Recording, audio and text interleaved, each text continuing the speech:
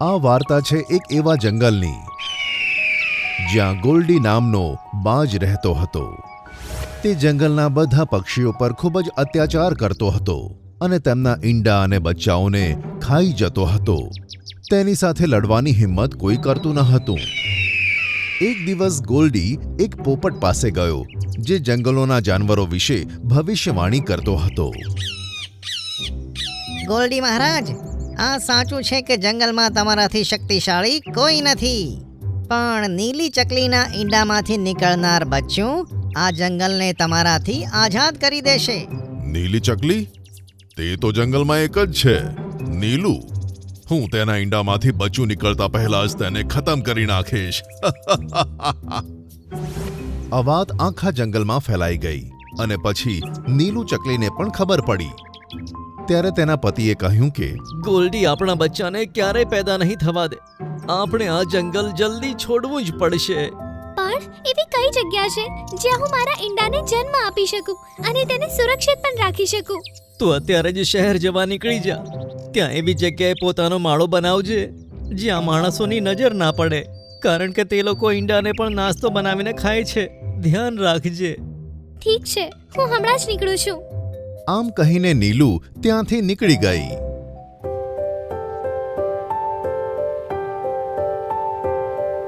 જ્યારે તે શહેર પહોંચી ત્યારે તેને એક ઘરની બારી જોવા મળી।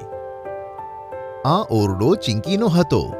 તેણે જોયું કે ચિંકીના ઓરડામાં એક અલમારી એટલે કે કબાટ હતું, જેની ઉપર તે પોતાનો માળો બનાવી શકે છે।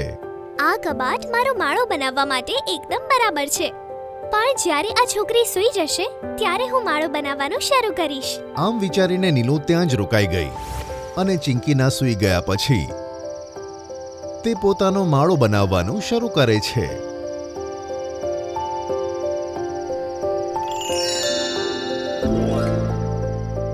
સવારે જ્યારે ચિંકી ઉઠી ત્યારે કબાટની ઉપર માળો બનેલો જોઈને તે તો ચોંકી ગઈ। ઊભી થઈ અને તેની પાસે પહોંચી। Oh my God! આ તો એક માળો છે અને આમાં બેઠેલી ચકલી કેટલી સુંદર દેખાય છે। આ સાંભળીને નીલુ પણ ખુશ થઈ અને પોતાની ભાષામાં બોલી, ચૂ ચૂ ચૂ ચૂ। ઓ વાવ! તારો અવાજ પણ કેટલો મધુર છે। કદાચ હું તારી ભાષા સમજી શકત, પણ કઈ વાંધો નહીં, આજથી આપણે બંને મિત્રો છીએ। તું હંમેશા મારી સાથે આ જ રૂમમાં રહીશ। ચિંકી ઓરડામાંથી બહાર ગઈ અને પોતાની સાથે બે નાની નાની વાટકીમાં ખાવાનું લાવી। આ લે વહાલી ચકલી, તારો નાસ્તો। તેણે બંને વાટકી તેની સામે મૂકી દીધી। એક વાટકીમાં દાણા અને બીજી વાટકીમાં પાણી જોઈને નીલુ તો ખુશ થઈ ગઈ અને પછી નાસ્તો કરવા લાગી। હવે નીલુ અને ચિંકી દોસ્ત બની ગયા। નીલુ ચિંકીની ભાષા સમજી જતી હતી, પણ ચિંકી તો ફક્ત ચૂંચું જ સાંભળતી। છતાં પણ નીલુ તેને ખૂબ ગમતી હતી।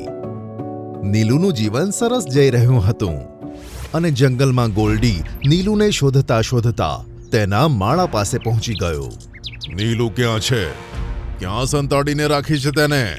તું તેના ઈંડાને નુકસાન પહોંચાડવા માંગે છે, તેથી મેં તેને સુરક્ષિત જગ્યાએ મોકલી દીધી છે।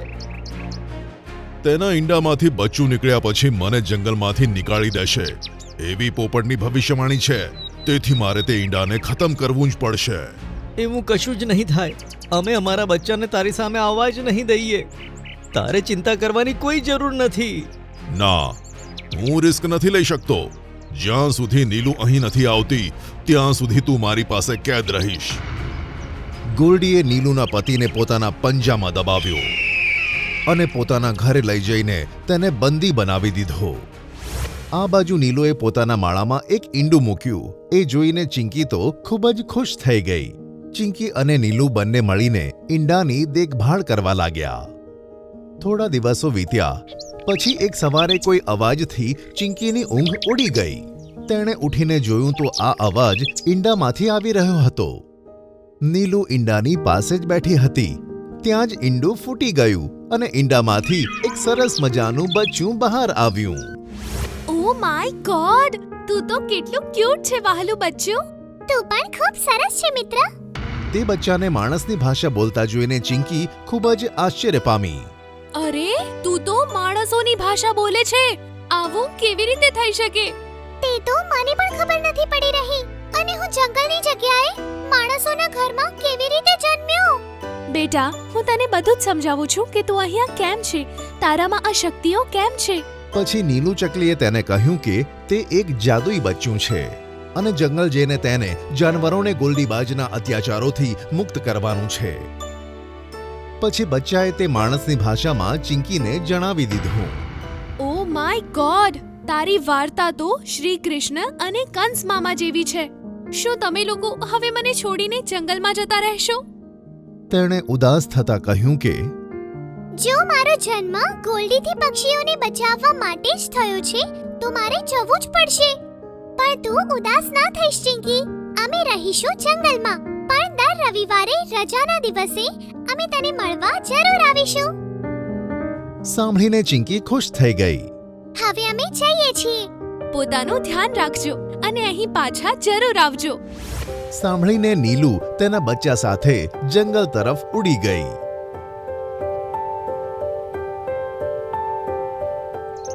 જંગલમાં બીજી ચકલીઓ પાસેથી ખબર પડી કે ગોલ્ડીએ તેના પતિને પોતાના ઘરમાં કેદ કર્યો છે. બંને તરત જ ગોલ્ડીના ઘરે પહોંચી ગયા. આહા, આ છે તે બચ્ચું જે મારો અંત બનીને જન્મ્યું છે. આ મને હરાવીને આ જંગલને આઝાદ કરશે. આ સાંભળીને બચ્ચું ગુસ્સે થઈ ગયું.